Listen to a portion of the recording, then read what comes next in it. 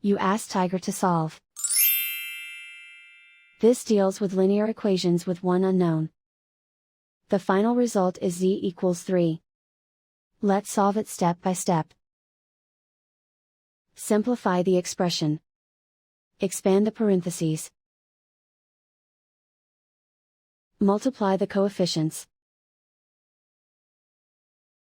Simplify the arithmetic.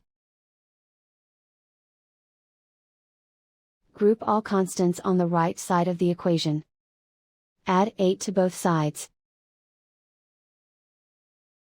Simplify the arithmetic.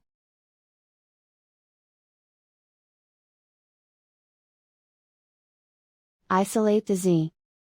Divide both sides by 4. Simplify the fraction. Find the greatest common factor of the numerator and denominator. Factor out and cancel the greatest common factor. And so the final result is z equals 3.